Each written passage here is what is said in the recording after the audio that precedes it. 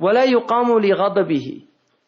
He never, there was never anything, because if he got upset, it never put him in a state of agitation.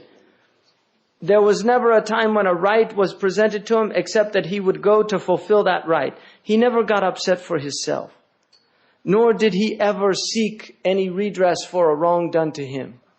If somebody did a wrong, he didn't seek to redress a wrong done to him. When he, إِذَا أَشَارَ أَشَارَ بِكَفِّهِ, he didn't point with his finger, he pointed with the whole hand. Sallallahu alayhi wa sallam. أشار. إِذَا تَعَجَّبَ he كَانَ يَقْرِبُ كَفَّهُ. Subhanallah. And he would say, Subhanallah. يَقْرِبُ كَفَّهُ. Subhanallah. إِذَا تَعَجَّبَ. If he spoke, he would put his right thumb into his left palm, like that when he was speaking. Sallallahu alayhi wa alihi wa sallam. Allahumma salli ala Sayyidina Muhammad. جُلُّ ضَحْكِهِ التَّبَسُّمْ. Most of his laughing was smiling. He rarely laughed the way most people laugh. He smiled. But when he smiled, his teeth were like hailstones. And then Hassan said, I didn't tell Al-Hussein ibn Ali about this, because they were young. And he said, I didn't tell Hussein. I kept this from him for a long time. He had some knowledge that Hussein didn't have. And then finally I told him about it, and I found that he had actually gotten it before me. And he had asked our father, Ali, radiallahu anhu, about how the Prophet ﷺ went in and out of his house, and what his majlis was like, and what he looked like. And he didn't leave anything that I had out. And then Al-Hussein said, I asked my father about the Messenger of Allah sallallahu alayhi wa sallam, how he came in. فَقَالَ كَانَ دُخُولُهُ لِنَفْسِهِ مَأْذُونًا لَهُ فِي ذَلِكَ فَكَانَ إِذَا أَوَى إِلَى مَنْزِلِهِ جَزَّأَ دُخُولُهُ ثَلَاثَ أَجْزَاء.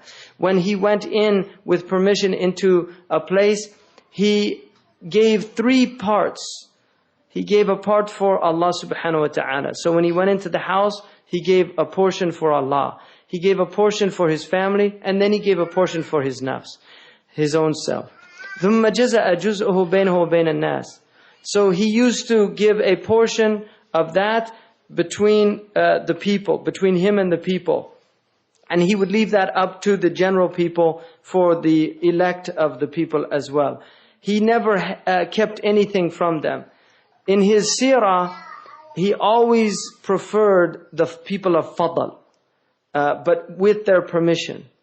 So when he would give things, he would always, like if there were older people, he would always give them things. But if there was somebody of virtue, he would take permission from the person of the haqq to give it to that person. So even when his own Ibn Abbas radiallahu anhu was a young boy, he took permission for him to give to the older people. And Ibn Abbas refused because he wanted the barakah. But that was his nature, was always to take permission from somebody who had a right to give it to somebody who had the fadl, or the virtue.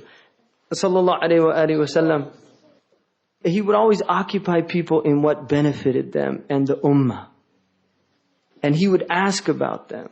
And he would ask about news about them. How are they doing? And how so-and-so? And if كَانَ يَتَفَقَّدُ أَصْحَابَهُ, if somebody wasn't there, he would say, where's so-and-so? And this is, wallahi, these are teachings for people. Now we have people disappear, nobody remember them. They don't ask about them. And this is a messenger of Allah, and he had a ummah. This was like a whole ummah of people. And he would ask, and the old woman who used to clean the masjid, she used to sweep the masjid out, and one day she died, they buried her, and he came, he said, where's that woman that she was a black woman? Where's the woman who used to sweep the masjid? They said, she died, Ya Rasulullah. He said, why didn't you tell me she died? Why didn't you tell me she died to go pray on her? She's insignificant.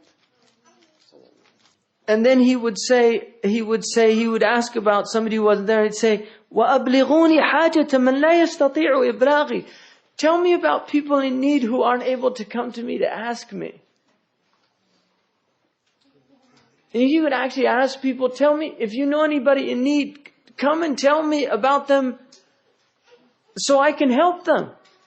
And then he told them that those people who help other people who are not able to go and get help, Allah subhanahu wa ta'ala will make firm their feet on the day of judgment.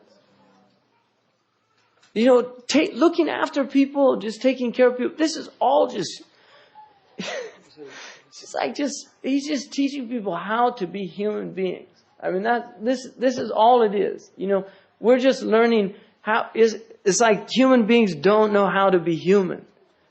You know, this is the whole point. This is all just to teach you just to be human beings. And the beginning of it is takalluf. You know, it's that you have to force yourself until it becomes your nature. I mean, it's not easy. Being human is the highest thing in creation. There's nothing higher. It's higher than the angels. I mean, that's the maqam of Bani Adam, that if you fulfill your humanity, you're higher than the angels. And if you don't, then you're lower than the animals, because you had the potential. The animal could only be what it was made to be. You can go either way, up or down. He said they used to come in seeking, and they would go out guides. I mean, what a beautiful description. They come in ruwada, and they go out adillah. I mean, what a description of his majlis.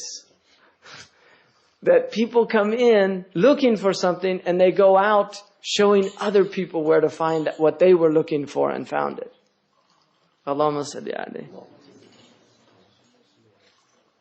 He said he never spoke except with what was concerned him. He always brought people together and never separated them. يُكْرِمُ كَرِيمَ كُلِّ قَوْمٍ. He would honor the dignitaries of every people. وَيُوَلِّهِ عَلَيْهِمْ. And put him over those people. He guarded himself with people. And he was vigilant because of the makar of people. The Prophet ﷺ knew human nature, and he knows what people are up to. So كَانَ يَحْذَرُهُمْ وَيَحْتَرِسُ مِنْهُمْ. But never by being rude. He would still always smile. مِنْ غَيْرِ أَنْ يَطْوِي عَنْ أَحَدًا بِشْرَهُ. يَحْذَر. But he would seek out his companions. He would consider what was beautiful, beautiful, and he would يُصَوِّبُهُ, show people that it was a good thing. And then what was foul, he would show it as foul. And he would make it look يُوَهِّنُهُ. He would make it look insignificant to them, not worth doing. مُعْتَدَلَ الْأَمْرِ غَيْرَ مُخْتَرِفٍ. He was always moderate, and he never departed from that quality. يَغْفُلُ مَخَافَةَ أَنْ يَغْفَلُوا. لَا يَغْفُلُ مَخَافَةَ أَنْ يَغْفَلُوا أَوْ يَمَلُّوا. That he would never be weary of a people. Like when people were speaking, he wouldn't lose his attention, out of fear that they would lose their attention and get bored. So he was always present with them. And then, وَلِكُلِّ حَالٍ عِنْدُهُ عَتَادٍ. He was ready for anything. مُسْتَعِدْ لِكُلْ شَيْءٍ. He was always ready for everything.